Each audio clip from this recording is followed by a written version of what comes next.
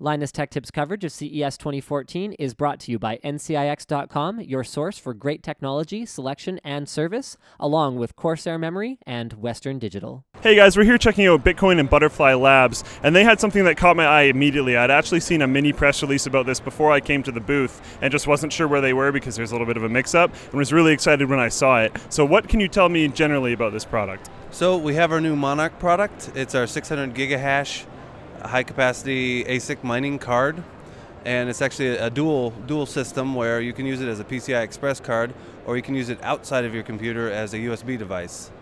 And we're going to offer a number of different options for it, from air cooling, water cooling, and in both an open loop and a closed loop version. That open loop version looks absolutely insane. You guys did a really good job with that, and I like that you guys have all the different variations that someone could possibly want. Now, how can you go about connecting this? I know there's the USB version. Like, what requirements do you need for that? You just minimal requirements. You can use an Android laptop, you can use Mac, you can use Windows, and it's just standard USB. And you can use just about any mining program. I know Mac Miner supports it, Bitminter, CG Miner, BFG Miner, and of course our own Easy Miner. And then for connectivity's sake, a USB header can take a crazy amount of these. So you just need PCI Express power, two sets of 6 pins, and then a USB header of some sort to go to the card. Right. Yeah, and for every single root hub so every USB chip in your computer, you can have up to 126, 127 devices connected to it. So that's an absolutely insane amount of devices. I know I've seen quite a few of you guys on the forum purchasing up a bunch of really cheap power supplies and running a few cards off it. This is a pretty good idea for that because it's not going to take a crazy amount of power to power each one, and you can just have a couple power supplies powering your extra cards, which is not a bad idea.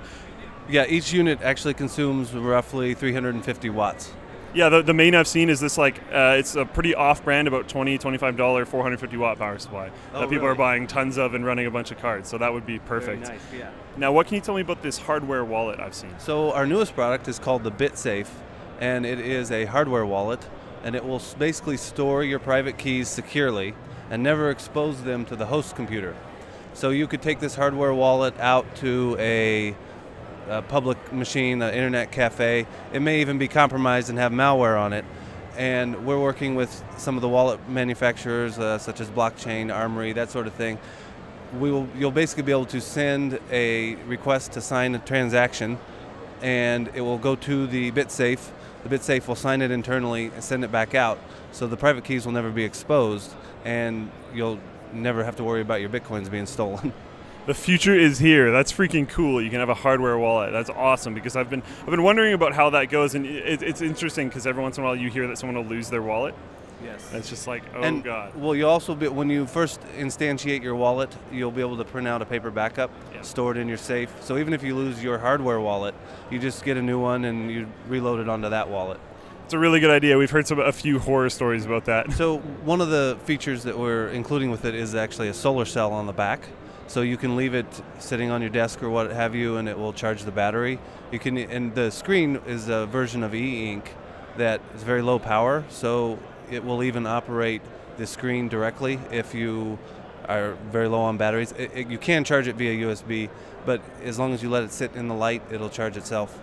I find a lot of these devices that you're able to just sit in pretty much any light, they never really die anyways, because as long as you don't keep it in your pocket 24/7, they'll usually have some amount of charge. And you said it's really low power too, right? Right, yes. The e-ink screen just uses just very minimal amount of power, and we're trying to make it as low power so it'll last as long as possible without ever having to recharge.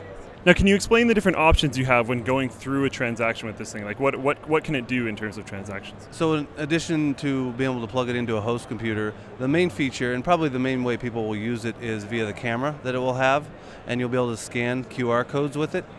It will also be able, we're still debating on whether or not we're going to have a Bluetooth module where you can send that in real time. But the camera will allow you to use QR codes such as like a Lamasu ATM or someone's smartphone, or even another Bitsafe, which the Bitsafe will be able to display a QR code for receiving, and another Bitsafe will be able to send to that one.